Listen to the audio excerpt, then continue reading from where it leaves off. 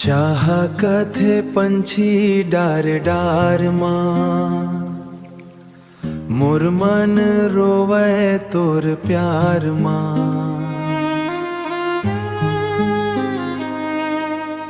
सुरता बनके तै आवस हर रात, माया हो गे अब अधूरा बार, अधूरा बार। बैठे हो अकेला नदी किनारा, तोर सुरता देते सहारा। चंदा घलो फीका लागे, तोर बिना मन मोर डोले। पान के डारा सुखत जाही, मोर अखियां रो रो जाही। तैगे असदुर का बर सजना, मोर सपना टूटत जाही। विरह के धुन माँ गावत हूँ, तोर मयाला खोजत हूँ। चहक थे पंछी पंछी भोर बिहार, मोर दिल रो दिन और रात। आजा रे मोर संगी, सुन ले दिल के पुकार।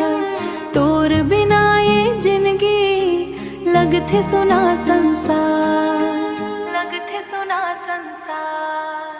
बरसत पानी याद दिलाथे, तोर संग बिताए वो रतिहा। मोर हाथ छोड़ के गेयस, टूट गे माया के डोरिया।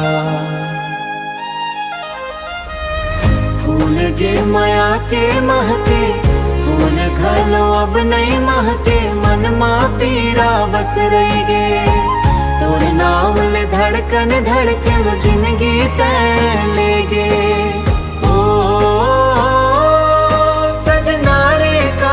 छोड़ गे असमोला रे,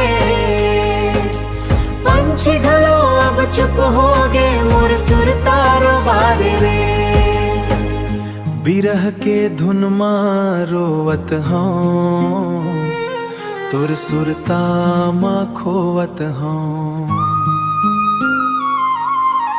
चाह कथे पंछी गावत रही थे, मोर दिल बस तोला चाहत रही थे, बस तोला चाहत रही थे।